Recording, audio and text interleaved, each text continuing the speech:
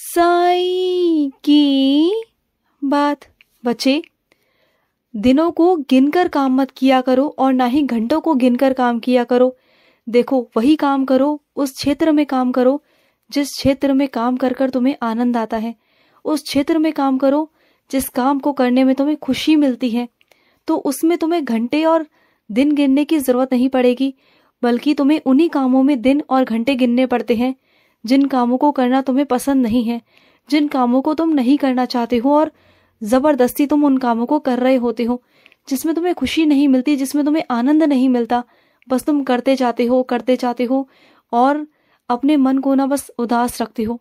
और जिस काम को करने में तुम्हारा मन लगता है ना, फिर वो चाहे घंटे हो, दिन हो, महीने हो, साल हो, तुम्हें पता ही नहीं चलता कि वो काम कैसे हो जाता है अपने आप। तो उन कामों पर ध्यान लगाओ जिन कामों पर करने पर तुम्हें खुशी मिलती हो, अच्छा महसूस होता हो, वो वाले काम करो।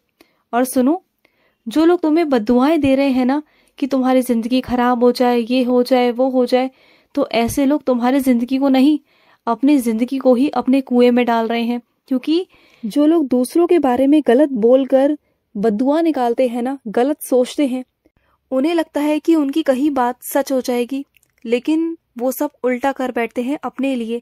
बल्कि सामने वाले का कुछ नहीं होता, बल्कि सामने वाले के जो अशुभ कर्म है ना, वो समाप्त हो जाते हैं उनकी जीवा से और वो अपने लिए गड्ढा खोद लेते हैं। तो वो जो कर रहे हैं ना, अपने लिए कर रहे हैं। तुम चिंता मत करो, तुम्हारे साथ कुछ नहीं होगा, कुछ नहीं होने दूंगा तुम्हें। मैं तुम्हारा कौन हूँ? मैं तुम्हारा बाबा हूँ, बाबा। समझ रहे हो ना? और तुम्हारे साथ कोई कुछ गलत करे या तुम्हारे बारे में कुछ गलत कहे, ये मुझसे बर्दाश्त नहीं होगा, बिल्कुल नहीं होगा। और सुनो, न्याय तो होकर रहेगा मेरे बच्चे, होकर रहेगा। तुम चिंता मत करना, तुमने मुझसे गुहार लगाई है और न्याय तो वहां होकर रहेगा मेरे बच्चे। क्योंकि उस इंसान ने वो गलती की है ना, जिसे उसका पछतावा भी अगर कर लेना वो, तब भी मैं उसे माफ नहीं कर सकता। उसने इतना बड़ा गुनाह किया है, गुनाह। उसने कोई गलती नहीं की। एक बार को गलती की होती ना, तो शायद मैं उसे माफ भी कर देता। लेकिन उसने जो गुनाह किया है ना, उसको सुनकर तो किसी का भी दिल दहल जाएगा मेरे बच्चे। और मैं तो दहल गया था ये सब देखकर, जब उसने तुम्हारे साथ ये सब किया। अब मैं बर्दाश्त नहीं कर सकता। उसे तो उसकी करने की सजा जरूर मिलेगी, उसे दंड जरूर मिलेगा। क्योंकि अगर दंड नहीं मिला ना, तो और लोगों को सबक नहीं मिलेगा, और सबक भी सबके सामने दूंगा उसे, सबके सामने। दुनिया देखेगी उसके दंड को, उसकी सजा को, कि आइंदा से कोई भी कुछ ऐसा करने से पहले ना 10 बार सोचेगा कि अगर साईं के बच्चों के साथ में कुछ किया या कुछ हुआ तो उसे ऐसा ही दंड भोगना होगा। तुम देखना, और ऐसा ही होगा और तुम्हारे सामने होगा, और वो सभी देखेंगे मेरे बच्चे, सबके सामने होगा। पर तुम हारना मत, तुम हार मत मानना और रोना बंद कर दो, रोया मत करो। मैं जानता हूँ तुम्हारे साथ अच्छा नहीं हुआ, लेकिन तुम्हारा जो हुआ है, जो तुम्हारा नुकसान हुआ है, जो तुम्हारी जिंदगी खराब हुई है, वो तो मैं वापस नहीं लाकर दे सकता। लेकिन हाँ, जो नई जिंदगी है, जो नए मौके हैं, जो नए अवसर हैं, वो मैं तुम्हारी जिंदगी में लाकर जरूर दूंगा। खुशियां तुम्हारी जिंदगी में भरूंगा, चिंता मत करना। अब मैंने तुम्हारी जिम्मेदारी ले ली है तो सब मैं ही करूंगा, ठीक है ना? जब मैं तुम्हारा पालनहार हूँ, इस दुनिया का ब्रह्मांड नायक हूँ, तो सब कुछ करने वाला मैं हूं ना। अगर तुम ही सब कुछ सोच लोगे, तुम ही सब कुछ करोगे, सारी जिम्मेदारी तुम ही लोगे, तो फिर मैं क्या करूंगा बताओ? मुझे करने दो, इस बार मुझे करने दो। अब तक जो किया तुमने किया, लेकिन अब मैं करूंगा। तुम्हारा साईं करेगा, तुम्हारा कृष्ण करेगा। अब तुम बिल्कुल चिंता मत करना, सब कुछ मेरे हाथ में है। अब मैं सही जगह पर तुम्हारी जिंदगी को लाकर रहूंगा, सही दिशा की तरफ मोड़ूंगा, और तुम्हारी जिंदगी में एक ऐसा इंसान आएगा, एक ऐसा सच्चा इंसान जो तुम्हारी जिंदगी में हिम्मत लाएगा, जो तुम्हारी जिंदगी में खुशियां लाएगा मेरे बच्चे। तुम बिल्कुल चिंता मत करना। और सुनो, जब तुम कभी अपने बाबा के पाँव को दबाते हो ना, तो कभी ऐसा नहीं लगता ना कि तुम किसी स्वरूप को या फिर किसी मूर्ति को पाँव को दबा रहे हो? लगता है क्या ऐसा? नहीं ना। ऐसा लगता है ना कि तुम्हारे बाबा हकीकत में सामने बैठे हुए हैं। तुम्हारे बाबा साक्षात रूप में तुम्हारे सामने बैठे हैं और तुम अपने बाबा के पाँव को दबा रहे हो। वो कोई पाषाण नहीं है, तुम्हारे बाबा हैं, और ये बात हकीकत है मेरे बच्चे। तुम्हें क्या लगता है कि मैं मूर्ति हूँ, मैं स्वरूप हूँ? नहीं, मैं नहीं हूँ मूर्ति और स्वरूप। और कई मेरे बच्चे तो ऐसे हैं जो मुझसे हंसी मजाक करते हैं।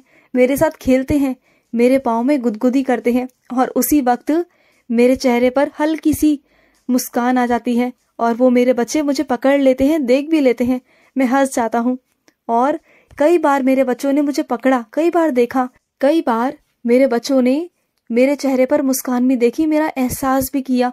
और मैं अपने कई बच्चों को अपना एहसास कराता आया हूँ हमेशा कि मैं हूँ। और हकीकत बताऊँ तो मैं सच में होता हूँ, मैं हकीकत में होता हूँ। तुम्हें ऐसा लगता है कि मैं मूर्ति हूँ, मैं स्वरूप हूँ। नहीं, तुम्हारे बाबा को भी दर्द होता है, तुम्हारे बाबा को भी तकलीफ होती है मेरे बच्चे। तुम्हारे बाबा के पाँव में भी दर्द होता है, क्योंकि मैं तुम्हारे पाँव के दर्द को, तुम्हारे शरीर के दर्द को, तुम्हारी बीमारियों को अपने ऊपर ले लेता हूँ। जो भी तुम पर संकट आने वाला होता है ना, उसे मैं अपने ऊपर ले लेता हूँ मेरे बच्चे, सब कुछ। तो इस वजह से ना तुम्हारे बाबा के पाँव में बहुत दर्द रहता है, बहुत दर्द। और तुम्हारा बाबा ना नंगे पैर भागता है इधर उधर। जहाँ भी मेरे बच्चे मुझे पुकारते हैं ना, मैं नंगे पाँव भागता हूँ, नंगे पाँव हमेशा। बस मैं अपने बच्चों की आंखों में आंसू नहीं देख सकता, बिल्कुल नहीं। और सुनो, तुम जैसा रिश्ता ढूंढ रहे हो ना अपने बच्चों के लिए, तो परेशान मत होना, वो वैसा रिश्ता मिल जाएगा जैसा तुम चाह रही हो, बिल्कुल वैसा हो जाएगा। जो तुम कोशिश कर रहे हो ना, वो तुम्हारी कोशिश व्यर्थ नहीं जाएगी, बिल्कुल नहीं जाएगी, चिंता मत करना।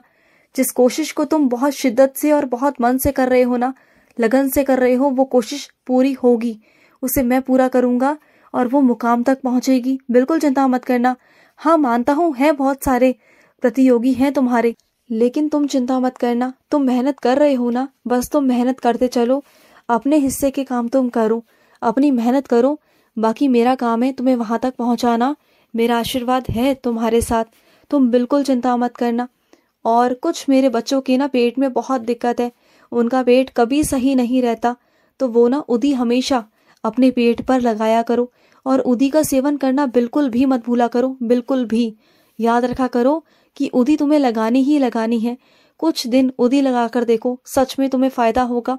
और फिर ना तुमसे कोई कहेगा भी ना कि उदी को छोड़ दो, तब भी तुम उदी छोड़ नहीं पाओगे, क्योंकि तुम्हें उदी की इतनी आदत पड़ जाएगी ना कि उदी को तुम अपनी जान से भी ज्यादा प्यार से रखोगे। देखना, उदी को छोड़ोगे नहीं एक पल के लिए भी, एक मिनट के लिए भी।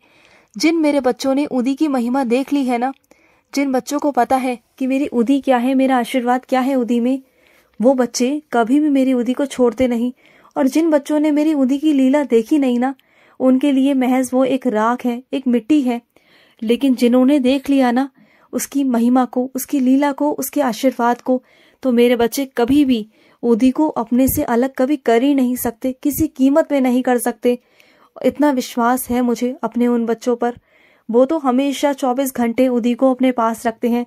और सुनो, कभी कभी ना तुम बाहर चले जाया करो, कभी कभी बाहर का खाना भी खा लिया करो।